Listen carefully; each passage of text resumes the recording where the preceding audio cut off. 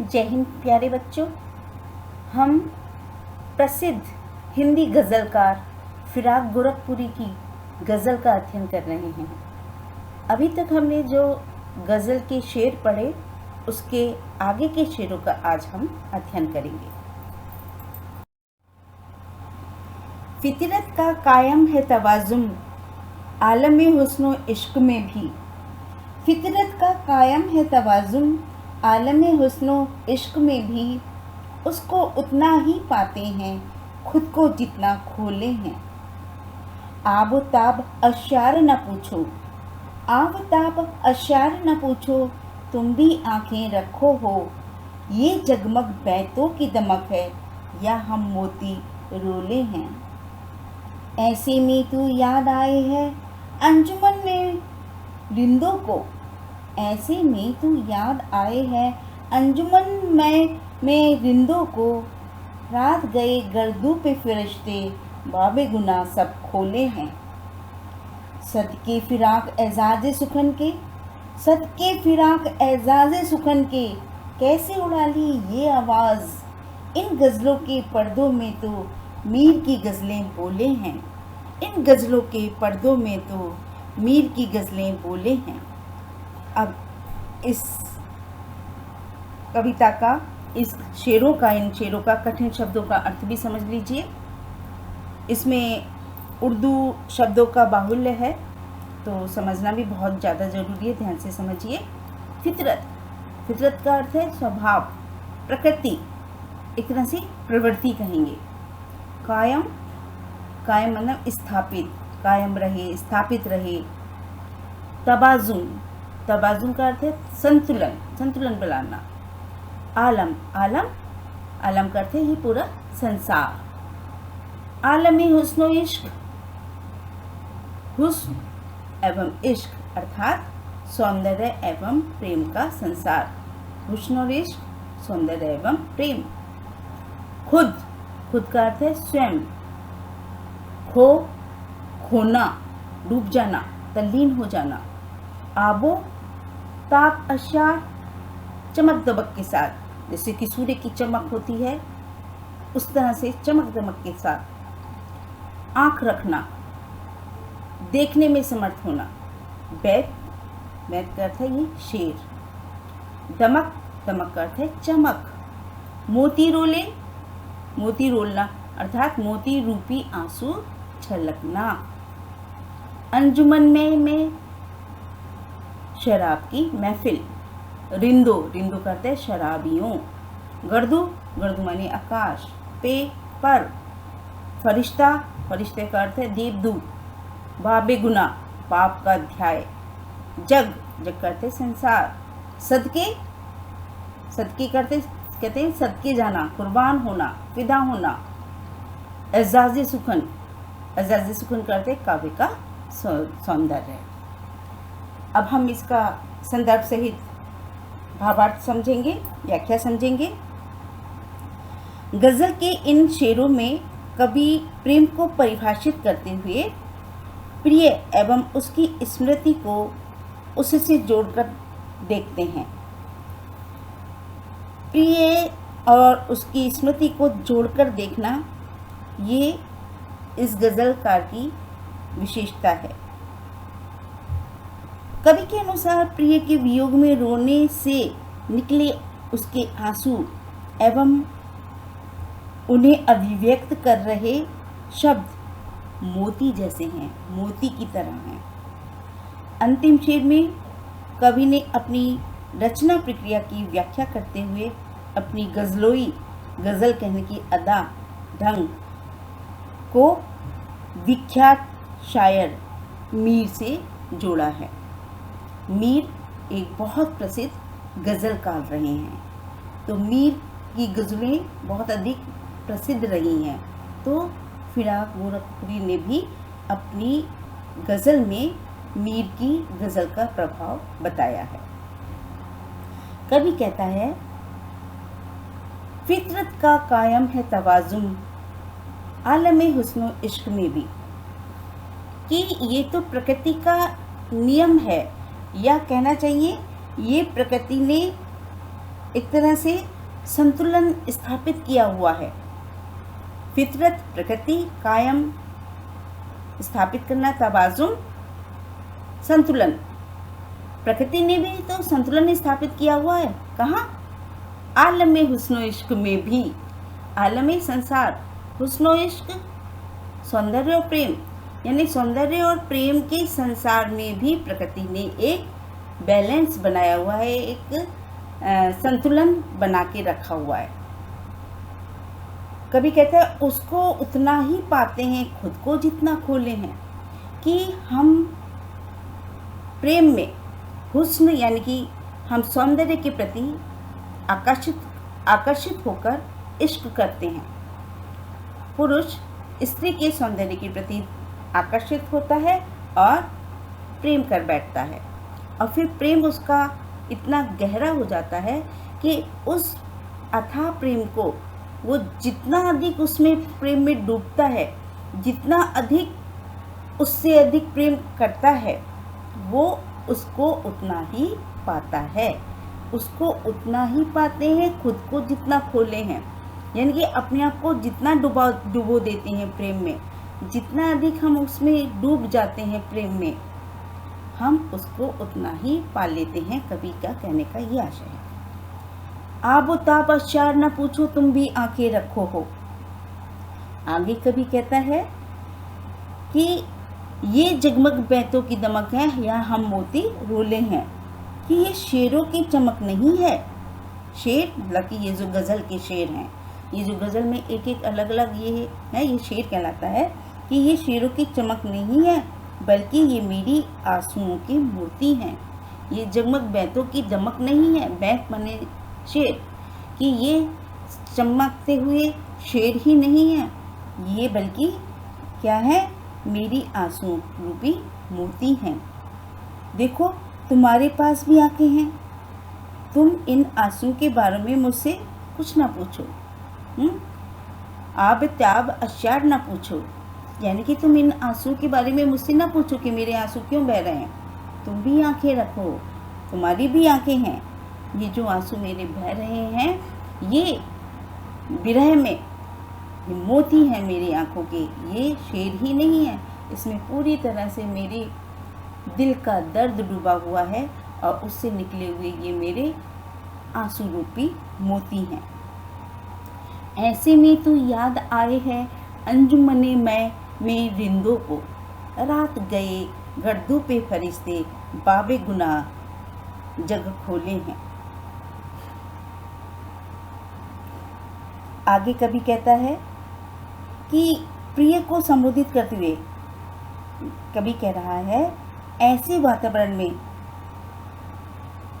जबकि रात गहराने में आसमान में देवदूत संसार के पाप का लेखा जोखा कर रहे होते हैं, मैं शराब की महफिल में तुम्हें याद कर रहा हूँ। ऐसे में तो याद आई है अंजुमन में रिंदों को।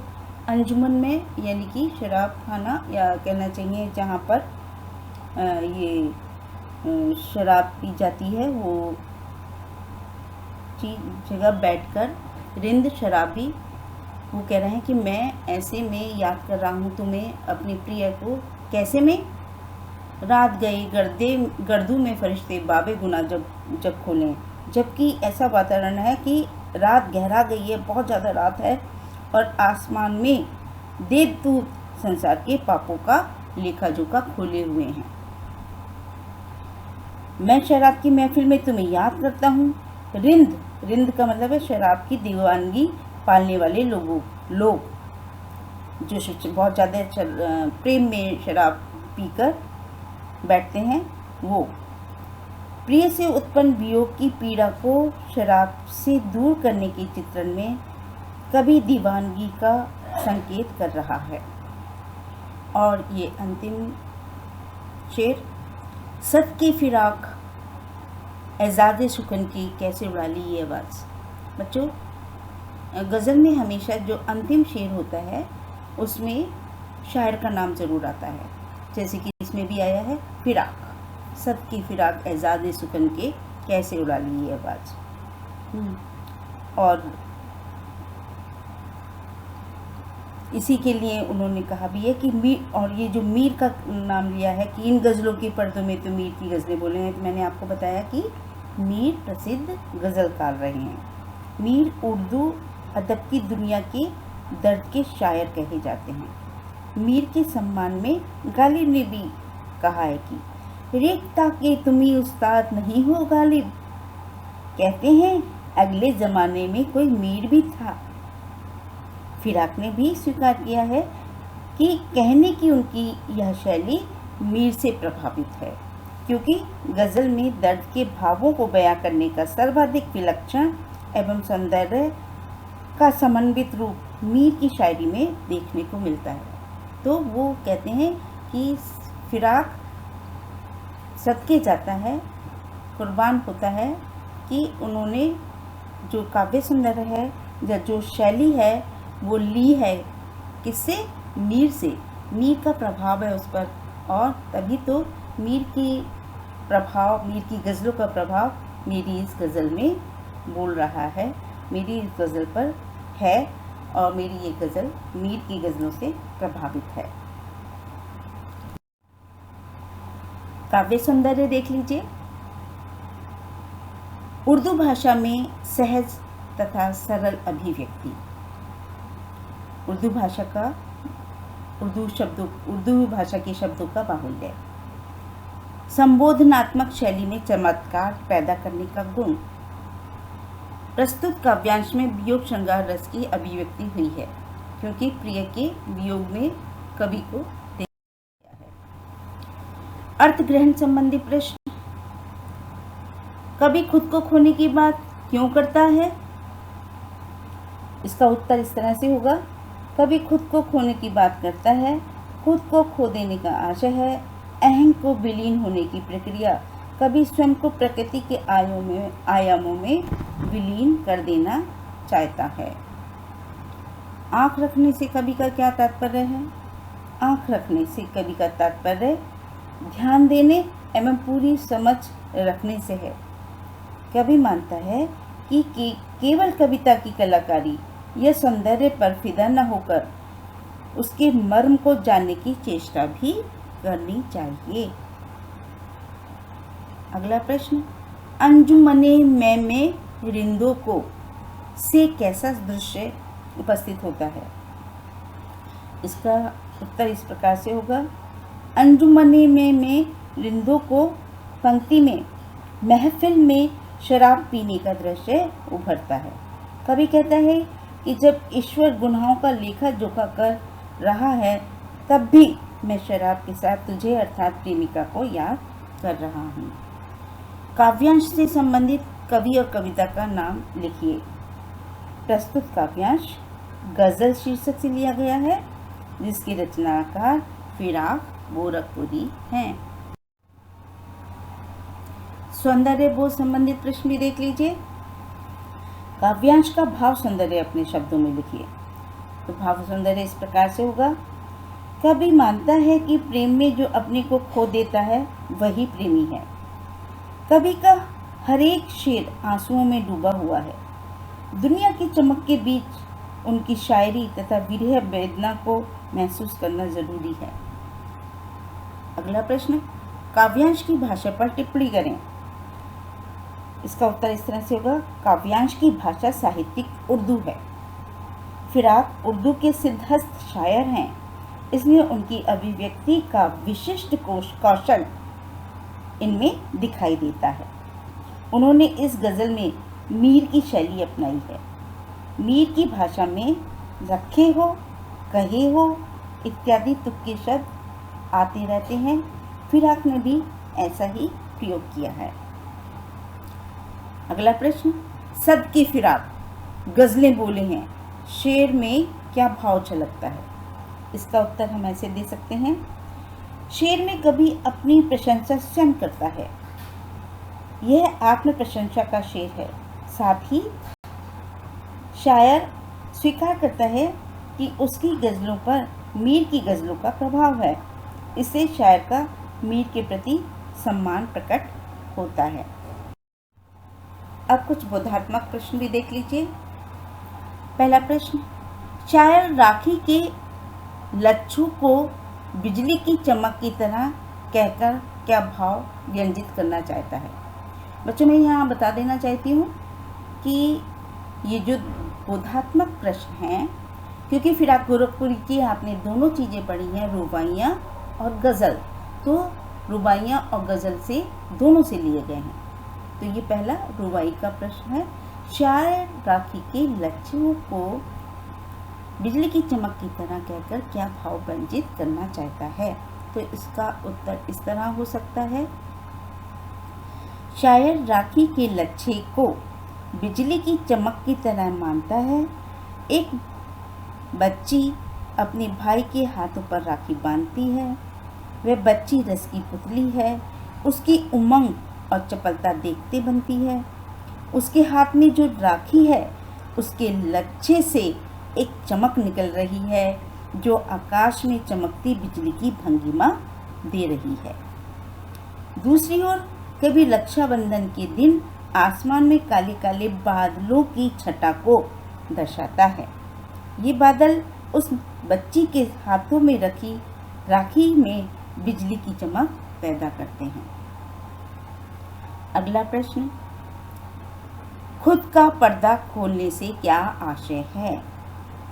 उत्तर होगा, कभी वैसे लोगों की चर्चा करता है जो दूसरों को बदनाम करने में अपना समय व्यतीत करते हैं। वह मानता है कि ऐसे लोगों को सोचना चाहिए कि वे जो कर रहे हैं उसका असर क्या हो रहा है। जो दूसरों की निंदा करते हैं उसका ओछा व्यक्तित्व भी लोगों के सामने आ ही जाता है। लोग निंदा करने वाले लोगों से दूरी बनाने लगते हैं। शायर का मानना है या शायर मानता है कि दूसरों की बदनामी करने से पहले निंदा करने वाले को इस पर विचार कर लेना चाहिए। अगला प्रश्न, किस्मत हमको रोले हुए है, हम किस्मत को रोले हैं। इस पंक्ति में शायर की किस्मत के साथ तनातनी का रिश्ता अभिव्यक्त हुआ है। चर्चा कीजिए। इसका उत्तर हम इस प्रकार से देंगे, शायर स्वयं का तथा अपनी किस्मत का एक ही काम मानता है। शायर अपनी किस्मत पर रोता है कि उसकी किस्मत अच्छी नहीं है। वह जीवन में जो चाहता है वह उसे नहीं मिला, इसीलिए वो अपनी किस्मत को अच्छा नहीं मान रहा। उसकी किस्मत भी इसी प्रकार रो रही है कि उसे जिसकी तलाश थी वह व्यक्ति उसको नहीं मिला, शायद दूसरा ही उसके साथ है। शायर इस स्थिति में यही मानता है किस्मत उसके ऊपर रो रही है, कि किस्मत उसके ऊपर रोती है और वह किस्मत पर रोता है। अगला और अंतिम प्रश्न, टिप्पणी करें। गोदी के चांद और गगन के चांद का रिश्ता, सावन की घटाएं व रक्षाबंधन का पर्व। तो इसका उत्तर हम इस तरह से देंगे, टिप्पणी इस तरह से करेंगे। पहला, गोदी के चांद और गगन के चांद का रिश्ता। माँ जब अपनी बच्ची को गोद में लेती है तब वह उसे चंद्रमा के समान सुंदर और आकर्षक लगता है। वह अपने बच्चे पर ममता लुटाती रहती है। माँ की गोदी में बच्चा जब चांद को देखता है तब वह उसे खिलौना मानकर अपने हाथों में लेने के लिए मचल उठता है, उसकी जिद करने लगता है। लेकिन एक माँ के लिए तो उसकी संतान ही चांद है, इसलिए माँ ने बच्चे को आईना दिखाकर कहा कि ले ये देख चांद, कि ये चांद है। तो गोदी का चांद और गगन का चांद का रिश्ता इस तरह से है। अगला, सावन की घटाएं व रक्षाबंधन का पर्व। तो सावन मास की पूर्णिमा और रक्षाबंधन के पर्व में अटूट संबंध है। प्रत्येक वर्ष इसी पावन दिवस पर ये पावन पवित्र त्योहार मनाया जाता है। इस समय आकाश में सब तरफ घटाएं छाई रहती हैं। उधर भाई बहन के हृदय में भी एक दूसरे के प्रति प्रेम की घटाएं उमड़ती घुमड़ती हैं। दोनों ही अर्थात भाई बहन के प्रेम रस से सिक्त रहते हैं। प्यारे बच्चों, ये था हमारा आज का सेशन। उम्मीद करती हूँ आज का सेशन आप सभी को पसंद आया होगा। अगर आपको आज का सेशन पसंद आया है तो इस वीडियो को लाइक करें और साथ ही साथ अगर आपके किसी भी तरह की कोई प्रश्न हैं तो कमेंट बॉक्स में कमेंट करें। साथ ही इस वीडियो के लिंक को ज़्यादा से ज़्यादा बच्चों के साथ शेयर भी करें। इसके साथ ही इस चैनल को सब्सक्राइब करें, प्रेस करें बेल आइकन पर, ताकि समय समय पर आने वाले वीडियोस का नोटिफिकेशन आपको मिलता रहे। आज के लिए बस इतना ही। धन्यवाद, बहुत बहुत धन्यवाद।